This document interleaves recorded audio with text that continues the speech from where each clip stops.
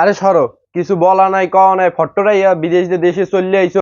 ও কি বাবু রায়, মুই এতদিন পর আইছি, তোরা কমনি একটু খুশি হবি, মোর একটু জিজ্ঞাবি আবু তুমি কেমন আছো। নিজের দেশের কি যে শান্তি, আরে এই হাওয়া বাতাস, কতদিন বিদেশ থাই নিজের দেশের এই হাওয়া বাতাস পাই না। ও, এই মনে হয় আমারই বিল্ডিং না? কত কষ্ট করিয়া মাথার কাম পায়ে হালাইয়া বিদেশ যেটা পাঠাই পাঠাইয়া এত বড় গড্ডা বানাইছি, গড্ডার কাম এখনো শেষ হয় নাই। যাক বাসা যাই দেখি কি অবস্থা গড্ডার, কাম কাজের কদ্দুর কি করছে। দীর্ঘ 15 বছর পর এই নিজের বাড়ি আইলাম, আজকে ওই স্ত্রী পোলাপান রে এমন সারপ্রাইজ দিমু, ওরা দেখে পুরো খুশিতে আত্মহারা হয়ে যাইবে। ওরা কেউ জানে না যে আজকে মুই আইতে আছি। আজকে দেখবো ওরা কি করে সারপ্রাইজ পাইয়া।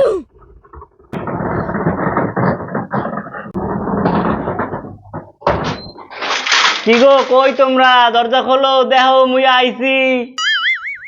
কেডা হাই দিন দুয়ারে তো সিল্লি সিল্লি লাগাইছ কেডা? কি মনার বাপ, তুমি কিছু কইলে না টইলে না, হুঠাৎ করে দেশে চলে আইলা, একবার জানাবা তো। আরে মুই তো তোমাকে সারপ্রাইজ দিই, এর লিগে আচুক্কাই পড়ছি না কইয়ে। তোমরা খুশি হও নাই? লও ঘরে লও। আরে কতদিন পর তোমারে দেখতে পাইতেছি, মোর যে কি আনন্দ লাগতে আছে। আরে সরো, কিছু বলা নাই কওয়া নাই, ফট্টরাইয়া বিদেশ দিয়ে দেশে চলে আইছো। বাড়ির সামনে একটা বিল্ডিং ধরছি, তুমি দেখছো বিল্ডিংটার কাজ এখন পর্যন্ত কমপ্লিট করতে পারছি? তুমি না কইয়ে চলে আইছো, পোলাপান গো সকাল রাত কিছু পূরণ করতে পারছি? কও, বয়সের লগে লগে তোমার বুদ্ধিটাও গেছে। আর কয়টা বছর যদি থাকতা বিদেশে কি হইতি একটু কও? থাকতে পারতাম না আর কয়টা বছর? বাড়িতে দুইটা পোলা আছে ছোট ছোট, এই কথা কি মাথায় আছে তোমার? একটা কাম করছো অবুঝের মতো। থাক তুমি রাখো না, আইয়া তো পড়ছি, আর কি করার আছে কও। তুমি তোমার পোলা দুইটারে ডাক দাও, একটু দেখি, কতদিন আগে দেখি নে। এ শম্ভু বাম্বু, এই যে এক তোর আব্বাই আইছে, আয় দেখা করতে যাই। আরে এতদিন পর আইলাম, বুড়ো এরকম ব্যবহার করলে আসলে মনে হয় পোলা দুইটা অনেক জ্বালায়, বুঝলে লেগে বুড়ের মাথাটা খারাপ হয়ে রয়েছে। আর ঘর বাড়ির এই কাম চলে, মাথারি মানুষ, মাথা খারাপ হয়ে থাকতেই পারে।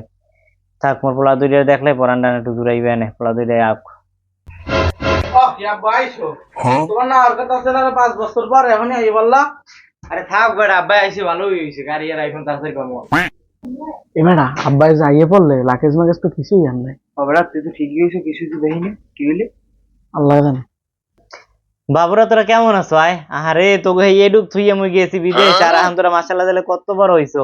তোরা ভালো আছো? আয়। এ আব্বা, তুমি এতদিন পর আইছো, তোমার লাকেশটা দেই না, আমার আইফোন আনো না।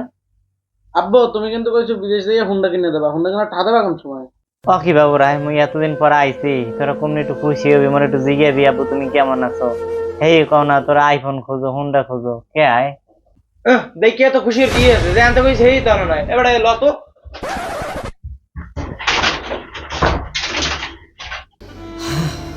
এতদিন পর আইলাম, বউ মাই বলা এটি আমার লাগে কি ব্যবহার করায়।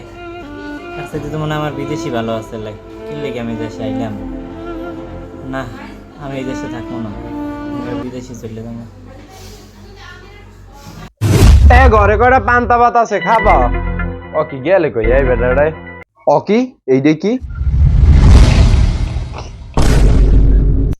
প্রিয় স্ত্রী ও সন্তানেরা, বুক ভরা অনেক আশা নিয়ে দীর্ঘ 15 বছর পরে বিদেশ থেকে তোমাদের কাছে এসেছিলাম, কিন্তু তোমরা সবাই আমার সাথে যেই ব্যবহারটা করলে সেটা আমি একদমই আশা করিনি।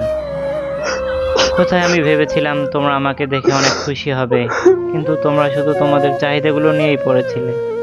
যাক, আমি চলে যাচ্ছি, আর কোনোদিন আসবো না তোমাদের কাছে। আর তোমাদের যার যা চাহিদা ছিল, বাইক, আইফোন এবং টাকা, ওগুলো সবকিছুই আমি লাকেজের মধ্যে রেখে গেলাম। তোমাদের সবার জন্য দোয়া রইলো, তোমরা সবাই ভালো থেকো।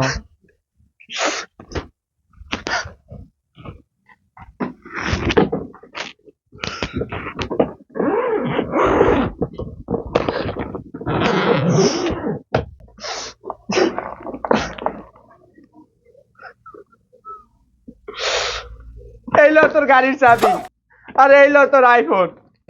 তোরা তোর বাবার লাগে যে ব্যবহারটা করছো, লোকটা কষ্ট পাইয়ে বিদেশে চলে গেছে, আর আইবে না দেশে।